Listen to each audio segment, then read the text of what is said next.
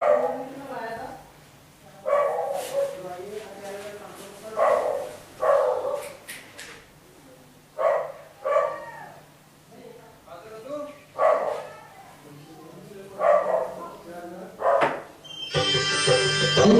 તો થોડા દિવસો થઈ ગયા છે. ઘરેડા તો તમે હોલમાર્કના જ લેજો. આ હોલમાર્ક શું હોય છે?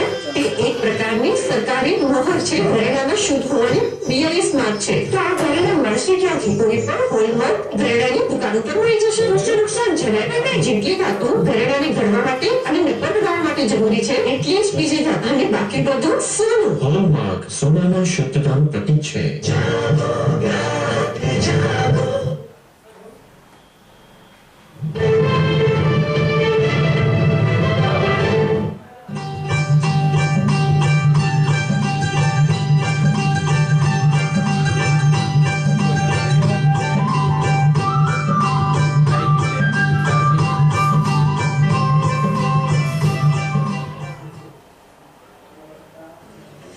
નમસ્કાર ખેડૂત મિત્રો, આજે આપણે દૂરદર્શનના કૃષિ દર્શન કાર્યક્રમમાં ખેડૂતોના આંગણે આવ્યા છીએ.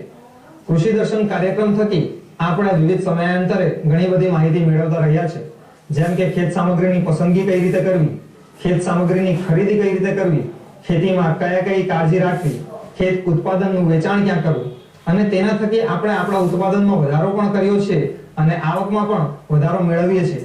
પરંતુ ખેડૂત મિત્રો, આપણને પ્રશ્ન એ ઉપસ્થિત થાય કે એક ખેડૂત જ્યારે આપણા પાસે નાની જમીન હોય, ઘણી ઓછી જમીન હોય અને ઘણા ઓછા સંસાધનો હોય, ત્યારે એક ખેડૂત આટલી બધી પ્રવૃત્તિઓ એક સાથે કઈ રીતે કરી શકે અને તેનું નિરાકરણ શું? મિત્રો, આજે આપણે આ નિરાકરણ વિશે વાત કરવાની છે. આમ તો આ નિરાકરણ નવું નથી, ઘણા વર્ષોથી એનું આપણે અમલીકરણ કરીએ છીએ અને વિશ્વમાં એક સફળ મોડેલ પણ આપણે સાબિત કર્યું છે, જેના વિશે આપણે પાછળથી વાત કરીશું. મિત્રો, આજનો આપણો વિષય છે ખેડૂત ઉત્પાદક કંપનીઓ. ખેડૂત ઉત્પાદક કંપનીઓ એક નવીન અભિગમ છે કે જેમાં ખેડૂતો પોતે જ પોતાની કંપનીનું રચના કરે છે અને એનું સંચાલન કરે છે. ટૂંકમાં ખેડૂત ઉત્પાદક કંપનીઓને FPO અથવા FPC તરીકે ઓળખવામાં આવે છે, જેમાં ખેડૂતો પોતે ભેગા મળે, ખેડૂતો પોતે જ બોર્ડ ઓફ ડિરેક્ટરની રચના કરે, ખેડૂતો પોતે જ પોતાના કાર્યક્ષેત્ર નક્કી કરે અને પોતાની કામગીરી કરે છે અને જે આવક મળે એ પોતાના સભાસદો વચ્ચે વહેંચવામાં આવે છે. ખેડૂત મિત્રો, આપણે પેલી જૂની વાર્તા તો જાણતા જ હોઈશું કે જ્યારે લાકડીનો ભારો એક સાથે હોય ત્યારે તેને તોડી નથી શકાતો અને તેનો ભાવ પણ આપણને મળી રહે છે, પરંતુ એક લાકડી બધી અલગ અલગ કરી દેવામાં આવે તો લાકડીને બહુ આસાનીથી તોડી શકાતી હોય છે. મિત્રો, એમ જ આપણા સંગઠન શક્તિનું સ્વરૂપ છે ખેડૂત ઉત્પાદક કંપનીઓ. ખેડૂત ઉત્પાદક કંપનીઓ ઘણી બધી પ્રવૃત્તિઓ કરતી હોય છે, જેમ કે ખેડૂતનું જે ઇનપુટ છે, ખેડૂતની જે સામગ્રી છે, ખાતર, બિયારણ, દવા, એના ખરીદ કેન્દ્રો શરૂ કરતી હોય છે, જેનાથી તેના સભાસદોને વ્યાજબી ભાવે ખેત સામગ્રી મળી રહે. આ સિવાય ખેડૂતોને પોતાના પાકમાં શું કાળજી લેવી, કયા પાકની વાવણી કરવી જોઈએ, પાકમાં સમયાંતરે નિંદામણ કઈ રીતે કરવું, પિયત કયા સમયાંતરે આપવું, કઈ દવા વાપરવી, કઈ પદ્ધતિનો અમલ કરવો, એ બાબતે પણ ખેડૂત ઉત્પાદક કંપનીઓના જે તજજ્ઞો હોય છે અથવા તો જે સંયોજકો હોય છે તેના દ્વારા ખેડૂત ઉત્પાદક કંપનીઓના ખેડૂતોને તાંત્રિક માર્ગદર્શન આપવામાં આવે છે. અને જે આ ઉત્પાદન આવે એ ઉત્પાદનને પણ આપણને ક્યાં વેચવા જવું એનું નિરાકરણ પણ ખેડૂત ઉત્પાદક કંપનીઓ દ્વારા મેળવી રહેતું હોય છે. મિત્રો, તો આપણે ચલો એક માહિતી મેળવીએ. હિંમતનગર મુકામે કૃષિધન પ્રોડ્યુસર કંપની લિમિટેડ છે, તેના એગ્રો ઇનપુટ ડીલર કેન્દ્રનું, જ્યાંથી ખેડૂતોને ખેત સામગ્રીનું વેચાણ કરવામાં આવે છે. કૃષિધન પ્રોડ્યુસર કંપની 6 જિલ્લાની બનેલી કંપની છે, જેની શરૂઆત 2012-13 થી શરૂઆત કરવામાં આવી, જે 2029 શેર હોલ્ડરથી એની શરૂઆત કરવામાં આવી હતી. સાબરકાંઠા જિલ્લામાં એના 3 યુનિટમાં કામ કરવામાં આવે છે. સાબરકાંઠામાં હિંમતનગર, મોડાસા, મેઘરજ, એનો આ એક હિંમતનગરનો આઉટલેટ છે, જે ખેડૂતોને વ્યાજબી ભાવે એક તો જે છે ઇનપુટ મળી રહે ખેતીના, અને બીજું છે કે ક્વોલિટીના ઇનપુટ મળી રહે એ માટેનું આ એક મેં દુકાન શરૂઆત કરેલી છે. એ વર્ષનો 25 થી 30 લાખનો એનો ટર્નઓવર છે અને 500 ખેડૂતો અહીંથી સીધા એનો લાભ લેશે. બીજું છે કે કૃષિધન પ્રોડ્યુસર કંપની સીડ્સ પ્રોડક્શન પણ કરે છે. ઘઉં છે, પછી રચકાના જે ઘાસચારાના બિયારણો છે એનું પણ પ્રોડક્શન કરે છે. ગ્રાઉન્ડનટનું પણ પ્રોડક્શન કરી અને ખેડૂતોને વ્યાજબી ભાવે અને ક્વોલિટીથી એ બિયારણ પૂરું પાડે છે.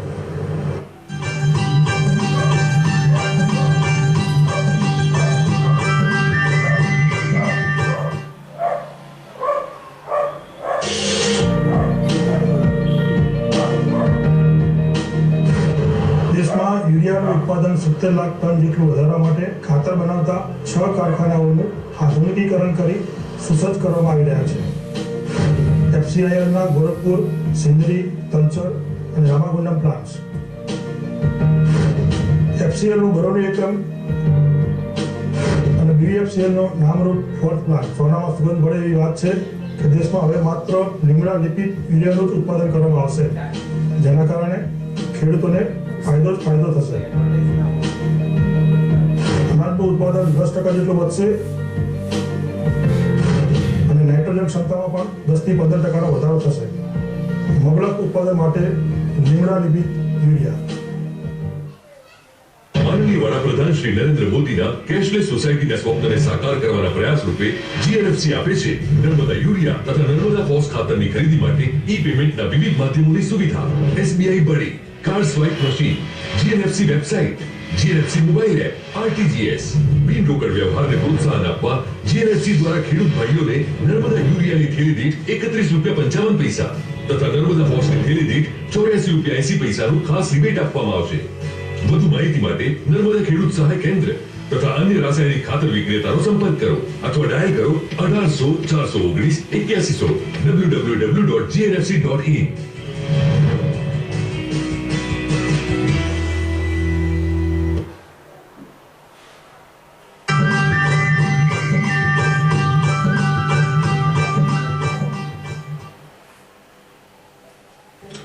ખેડૂત મિત્રો, આપણે હિંમતનગર મુકામે કૃષિધન પ્રોડ્યુસર કંપની લિમિટેડના એગ્રો ઇનપુટ ડીલર કેન્દ્રની મુલાકાત લીધી અને જાણ્યું કે ખેડૂતોને ત્યાંથી વ્યાજબી ભાવે ખેત સામગ્રી મળી રહે છે.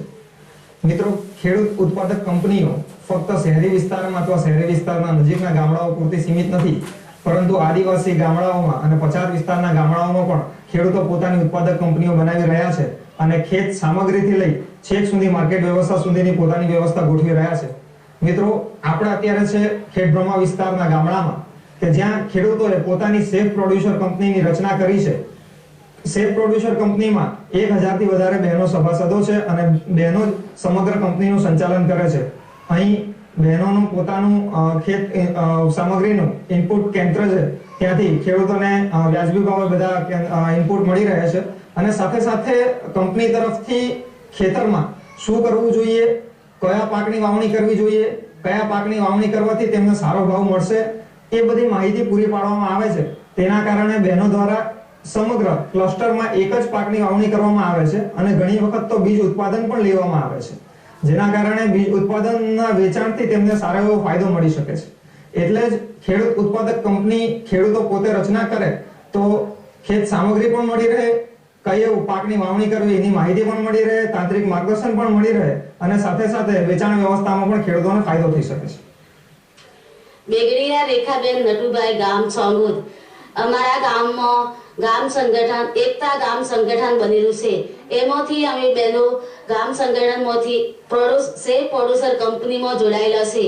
પ્રોડ્યુસર કંપનીમાંથી અમે દરેક બહેનો સારી જાતના બિયારણો, દવાઓ, ખાતરો, દરેક જાતના સારી બીજ મળવાથી અમે સારી ઉત્પાદન કરી શકીએ છીએ. ઈરાબેન બસુભાઈ, ગામ સાગુદ. આ કંપનીમાં જોડેલા અમે તો મારા ફાયદો ખાસો થયો કે બિયારણ સારું મળે, બિયારણ સારી પોષક મળે ને સારું બિયારણ વાવીએ.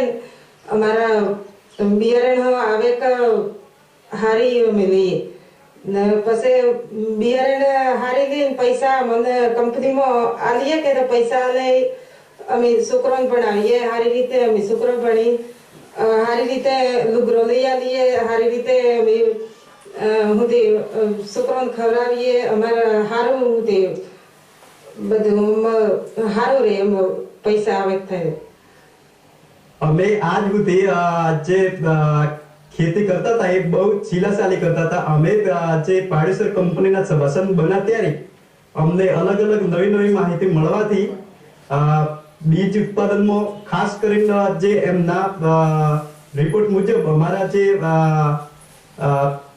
જે આયોજન કરવાના પ્રમાણે ઉત્પાદનનું સારું એવું આવક મેળવી શકીએ છીએ. હાલમાં અત્યારે નવી માહિતી અને નવી ટેકનિકલ સાથે ખાસ કરીને મોટે ભાગે જોડાઈ શકાશે.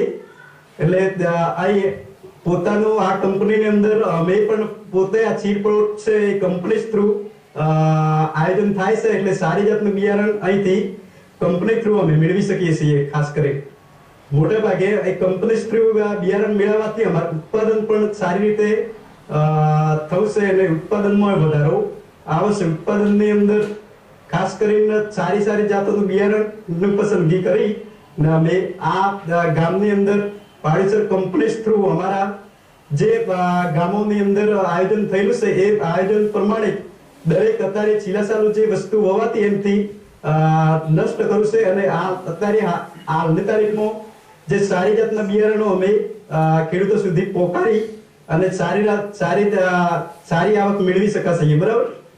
આ વર્ષની અંદર ખાસ કરીને કપાસની અંદર મોટે ભાગે બિયારણ છે એ બિયારણની અંદર બાયર કરીને એક જાત છે એ જાતની મોટે ભાગે ગામની અંદર ઉત્પાદન વધારો કરવામાં આવેલો છે.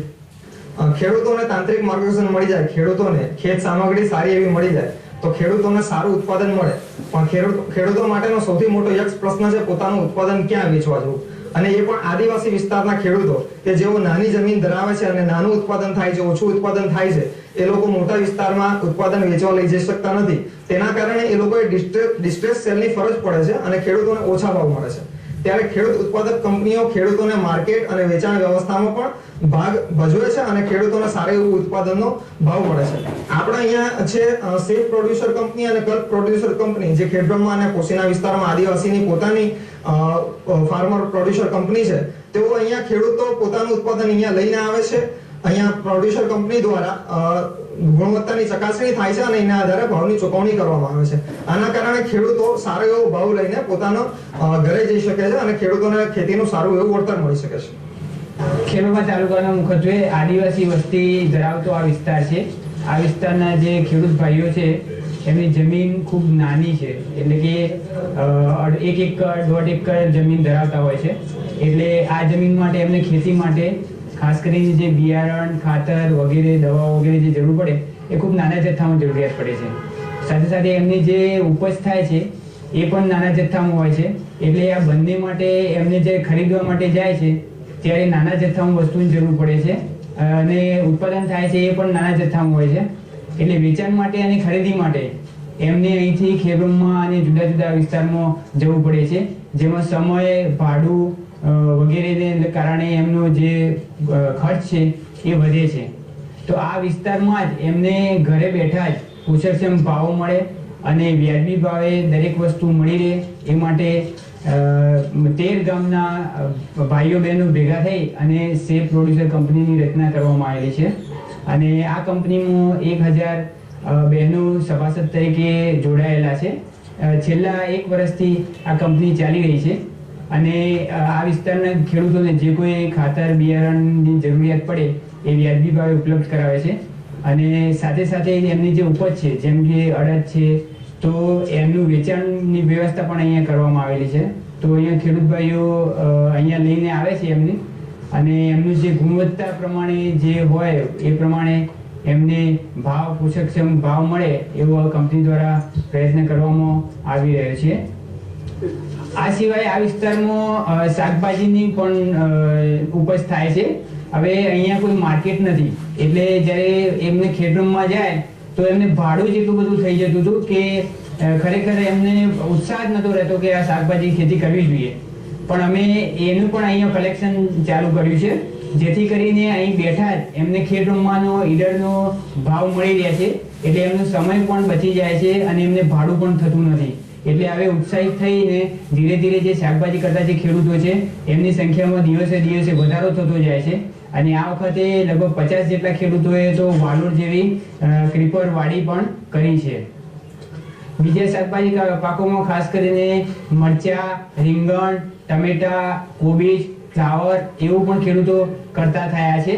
અને આ બધાનું પણ અમે અહીંયા કલેક્શન કરીએ જ છીએ. અને બાજુની જે સારો ભાવ હોય ત્યાં વડાલી છે, હિંમતનગર છે, અંબાજી છે, કોટડા છે, ત્યાં એનું વેચાણ કરવાની વ્યવસ્થા કરેલી છે.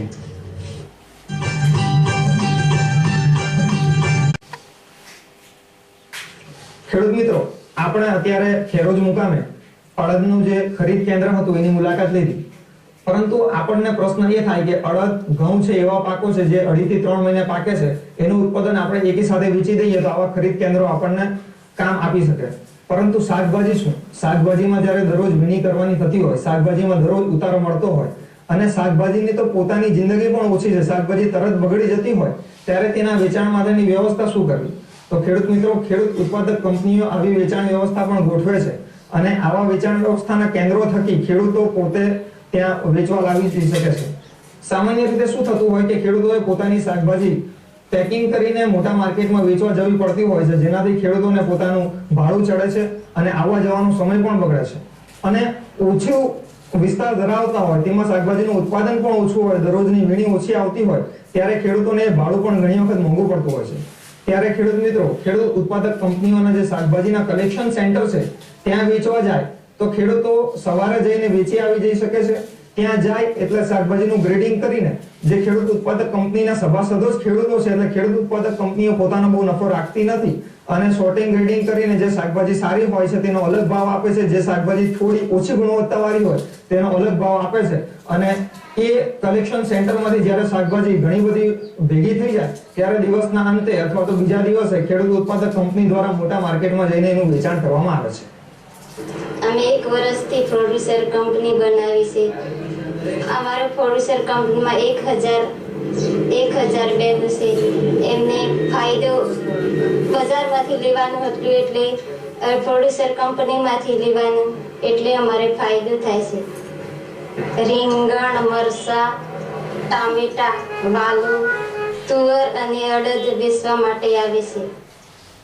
અમારી બહેનો વડાલી વેચવા જતી હતી એટલે અમારી કંપનીમાં અમે વ્યાજબી ભાવે ભાવ આપીએ એટલે બીજે જવું નથી પડતું. ખેડૂત મિત્રો, પ્રોગ્રામની શરૂઆતમાં આપણે એક વાત કરી કે ખેડૂત ઉત્પાદક કંપનીઓ અથવા ખેડૂતોની સંગઠન શક્તિનું આપણે વિશ્વમાં એક સફળતમ ઉદાહરણ પૂરું પાડીએ છીએ. આપણે જાણીએ છીએ પણ આપણને પ્રશ્ન થતો હશે એવું ઉદાહરણ કયું? તો ખેડૂત મિત્રો, અમૂલ એનું સૌથી મોટું ઉદાહરણ છે. અમૂલ એ કોઈ કંપની નથી. અમૂલ એ ખેડૂતોની પોતાની જ કંપની છે કે જેમાં ખેડૂતો પોતે ભેગા થઈને જ દૂધ ભરાવે છે અને તેનું સફળતમ બ્રાન્ડિંગ થકી આપણે અમૂલ નામે ઓળખીએ છીએ. તો મિત્રો, ખેત ઉત્પાદનોમાં પણ આપણે આવી જ એક અમૂલ ઊભી કરવી છે અને એટલે જ ગુજરાતમાં ખેડૂત ઉત્પાદક કંપનીઓનો કોન્સેપ્ટ ફૂલી ફાલી રહ્યો છે.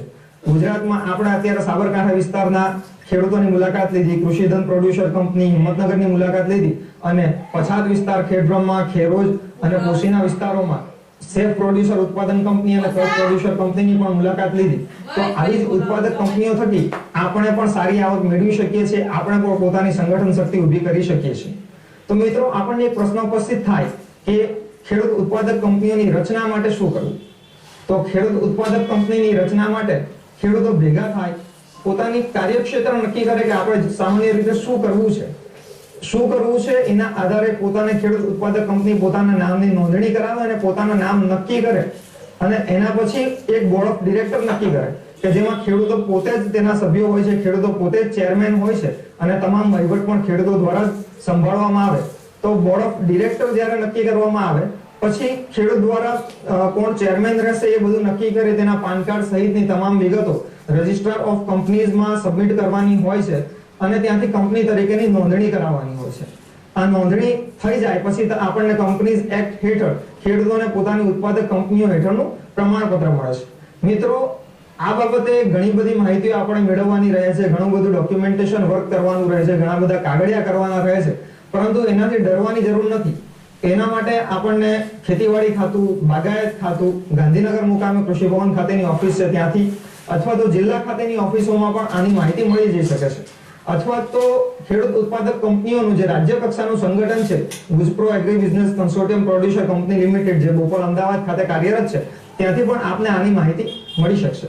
તો ખેડૂત મિત્રો, આજના આપણા કાર્યક્રમની આશા એટલી જ છે કે આપણે પણ ઘઉં, ચોખા, કઠોળ અથવા તો અન્ય જે ઉત્પાદનો છે તેનું પોતાનું એક માળખું આગવું ઊભું કરીએ, જેના થકી આપણે પોતે જ પોતાના બિયારણો ઉત્પન્ન કરીએ, આપણે પોતે જ આપણા બિયારણો વેચીએ, આપણે સારું ઉત્પાદન મેળવવા માટે ખેતમાં શું કાળજી રાખવી જોઈએ, કયા કયા ઓપરેશન કયા સમયે કરવા જોઈએ તેની માહિતી આપીએ, સારું એવું ઉત્પાદન મેળવીએ. એ ઉત્પાદન પણ આપણે આપણી પોતાની જ કંપનીને વેચીએ અને આપણી પોતાની જ કંપની એનું ગ્રેડિંગ કરી, પેકિંગ કરી, સારા એવા પેકેજિંગમાં માર્કેટમાં મૂકે અને એના થકી આપણે પોતાની જ બ્રાન્ડ આપણે એક ઊભી કરી, એવો આપણો એક આશા છે. અને ખેડૂત મિત્રો, આશા છે કે આપણે ખેડૂત ઉત્પાદક કંપનીઓ વિશે આપને માહિતી ગમી હશે અને સમયાંતરે કૃષિ દર્શન કાર્યક્રમ થકી આપણે આવી માહિતી મેળવતા રહીશું.